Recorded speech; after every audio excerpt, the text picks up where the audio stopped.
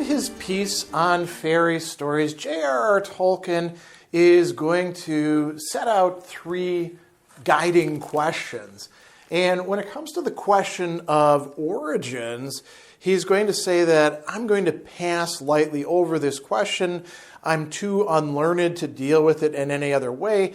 But, and here's the key, it is the least important of the three questions for my purpose, and a few remarks will suffice. So what are these three questions? Well, one of them is, what is the origin of fairy tales historically in terms of how they emerge and develop into what they are? But the first question, which he thinks is more important, is, well, what are fairy stories? So the question of what we could call essence is more important than the question of origins.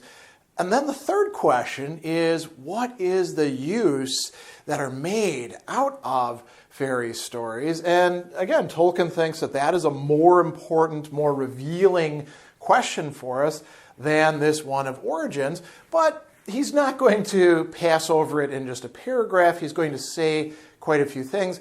And much of what he's telling us is, you could say, by way of setting something out and then negating it and then drawing some conclusion from that. So the first thing is, he thinks that there's a mistaken approach that develops in looking at the question of origins. And he's not saying that it's completely flawed. He's saying, well, there's a certain truth to it. There's a certain value. He actually talks about a perfectly legitimate procedure in itself. And what is that perfectly legitimate procedure in itself? You know, looking at the basic components or the elements of fairy tales and then trying to associate them, figure out, which led to which on that basis. You could call this, in some respects, this could be a little bit misleading,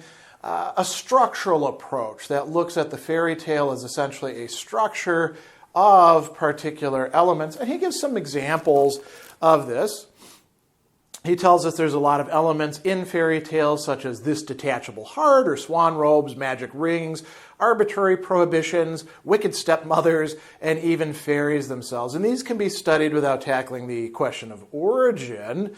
And he says that these studies are, however, scientific, at least in intent. They are the pursuit of folklorists or anthropologists, people using the stories not as they were meant to be used, but as a quarry from which to dig evidence or information about matters in which they are interested. And he says, yeah, this is legitimate.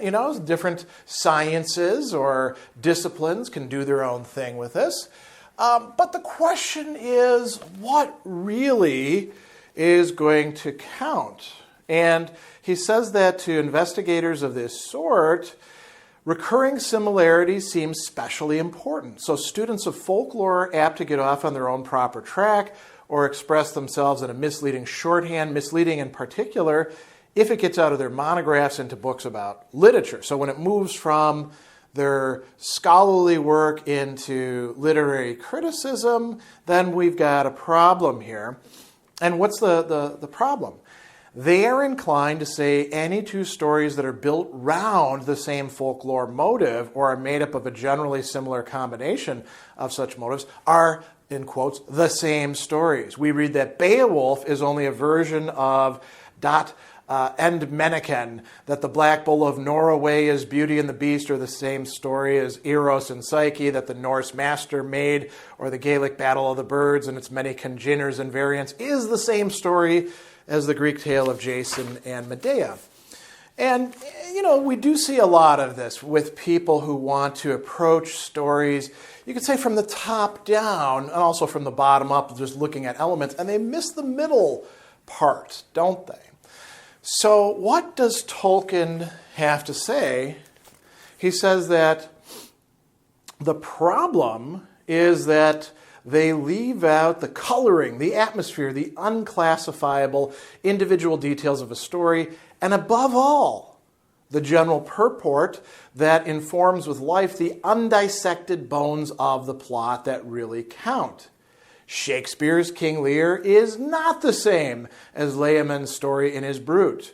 Or, to take the extreme case of Red Riding Hood, it is of merely secondary interest that the retold versions of this story, in which the little girl is saved by woodcutters, is directly derived from Perrault's story, in which she was eaten by the wolf. The really important thing is that the latter version has a happy ending, more or less, and if we do not mourn the grandmother overmuch, and that Perrault's version had not. And that is a very profound difference, he says. So what they're missing out on, what they're ignoring, is all the other aspects of the story. And this is where we get people saying silly, silly things like, well, this story over here is the exact same thing as this. They're all the hero's journey, for example, is a great example from our own time. No, they're not all the hero's journey, and they're not all the hero's journey, even if they are, in the same way. Some of them are crap, and some of them are great. And it's not the fact of being a hero's journey that makes a story what it is. So, the other thing that he says here in this respect is that I don't deny the fascination of the desire to unravel the intricately knotted and ramified history of the branches on the tree of tales. It is closely connected with the study of the tangled skein of language, of which I know some small pieces. You know that Tolkien was himself a professor of languages. And he says that even with regard to language, it seems to me the essential quality and aptitudes of a given language in a living monument is both more important to seize and far more difficult to make explicit than its linear history. By attending to the history, we lose sight of the richness of language. So he says, with regard to fairy stories, I feel it is more interesting and also in its own way more difficult to consider what they are, what they have become for us, and I love this phrase, what values the long alchemic processes of time have produced in them. And here he's going to give us a very pregnant metaphor that he's going to follow up on a little bit later. In Dissent's words, I would say we must be satisfied with the soup that is set before us and not desire to see the bones of the ox out of which it has been boiled, right? And so this is where he says, I'm going to pass over the question of origins, and then he comes to talking about certain debates taking place between philologists and other people who are working on stories. And he says that there's a debate between three different things going on. Independent evolution or invention, meaning that this particular story identified with these elements or markers develops on its own. It is an origin point, and we could have independent origin points in different places. The second, he says, inheritance from a common ancestry, right? And he is going to call this a little bit later borrowing in time, right? Then the third is diffusion at various times from one or more centers. And he says that this is borrowing in space. Very interesting ways of talking about it. And he says that most of these debates depend on an attempt at oversimplification. The history of fairy stories is probably more complex than the physical history of the human race. All three things, independent invention, inheritance, and diffusion, have evidently played their part in producing the intricate web of story. It's now beyond skill, all skill but that of the elves, to unravel it. And then he tells us, too, that invention is doubtless the most important one. That he says it's also fundamental and, not surprisingly, the most mysterious. To an inventor, that is to a story maker, the other two must in the end lead back. And this makes perfect sense, right? Inheritance, you inherit from somebody else who has produced, right? So inheritance, he says, in this way we arrive at last only at an ancestral inventor. And then, with the other, diffusion only refers the problem of origin elsewhere. At the center of the supposed diffusion, there is a place where once an inventor lived. And now notice two things here. Is Tolkien saying that the only thing that counts is the origin point of the story? No, he's not even saying that. He's saying these are, in a certain sense, leading us off the track. Because we don't just want to know where did a story ultimately come from. We want to know, with the products of inheritance and diffusion, how did the story change? How did it develop? How did it evolve? How did it get better, richer, more interesting, better told? Right? So the mere fact of being able to trace something back to a supposed origin point, which a lot of times is fairly speculative, it's not really answering the problem. So we can shift our perspective, and this is part of what he's trying to get us to do in this section, in three main ways. He starts out by talking about how Max Muller's view of mythology is a disease of language. We should abandon that. And he says, mythology is not a disease at all. Though it may, like human beings, become diseased. You may as well say that thinking is a disease of the mind. It would be more near the truth to say that languages are a disease of mythology. But language cannot be dismissed. The incarnate mind, the tongue, and the tail are in our world coeval. The human mind, endowed with the powers of generalization and abstraction, sees not only green grass, discriminating it and finding it fair to look upon, but sees it that it is green as being grass. So we need to be actually attentive to language. We need to not dismiss it. We need to realize how important and mysterious it is for us. And then we also need to have an attentiveness to what he's going to call fairy. He says, how powerful, how stimulating to the very faculty that produced it was the invention of the adjective. No spell or incantation in fairy is more potent, and that is not surprising. Such incantations might be said to be only another view of adjectives, a part of speech and a mythical grammar. And he goes on and he talks about in fantasy, as it is called, new form is made. Fairy begins, man becomes a sub-creator. These are three key concepts that he's tying together in just one little phrase. Let me repeat that. In such fantasy as it is called, new form is made, fairy begins, man becomes a sub-creator. And here is this line, an essential power of fairy is thus the power of making immediately effective by the will the visions of fantasy. So he goes on and he talks about this as being a type of sub-creation, this aspect of mythology, something different than either representation or symbolic interpretation. And he says we don't consider this enough. So what is the connection between myth and folktale and fairy story? So he says, maybe people don't pay attention to this because fairy tales are thought to belong to the lower mythology rather than to the higher. There's been much debate concerning the relations of these things, folktale and myth. And he says that we should consider this. At one time, Tolkien says, it was a dominant view that all of these matters were derived from nature myths. The Olympians were personifications of the sun, dawn, night, and so on.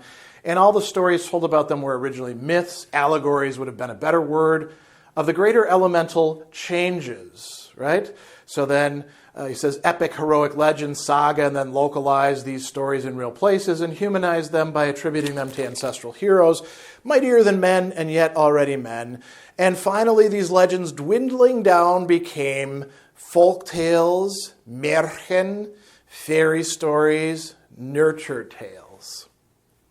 And then he says, it's actually the opposite. This is the truth almost upside down.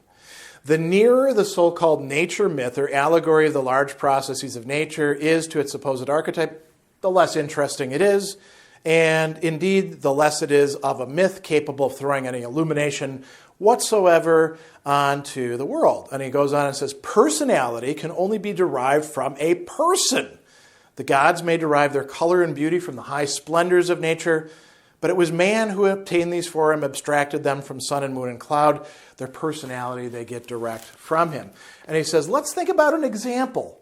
The Norse god Thor, right? His name is Thunder, of which Thor is the Norse form. It's not difficult to interpret his hammer, Mjolnir, as lightning. Yet Thor has, as far as our late records go, a very marked character or personality which cannot be found in thunder or lightning as physical phenomena, right? Construing it as a mere nature myth is not going to work. And he goes on and he says, well, which came first? Nature allegories about personalized thunder in the mountains, or stories about an irascible, not very clever, red-beard farmer of strength beyond common measure, a person very much like northern farmers, the bender by whom Thor was cheerily beloved. To a picture of such man, Thor may be held to have been dwindled, or from the god it may be held to have been enlarged. But I doubt whether either view is right. Not by itself. Not if you insist that one of these must precede the other. It is more reasonable, Tolkien says, to suppose the farmer popped up in the very moment when thunder got a voice and face, that there was a distant growl of thunder in the hills every time a storyteller heard a farmer in a rage. And he says, now Thor, of course, is a member of the higher aristocracy of mythology, one of the rulers of the world, and yet the tale that is told of him in the Elder Edda is certainly a fairy story.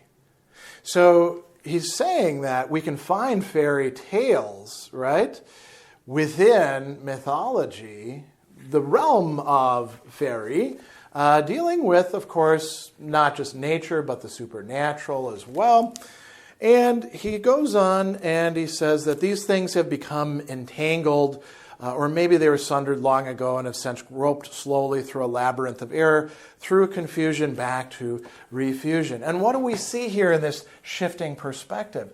In a sense, a refusal on Tolkien's part to take the rather speculative assertions by the comparative mythologists and folklorists and philologists to tell us where the actual origin of these things are, and to say what matters more is the kind of story that's being told. And so to that, we need to turn next.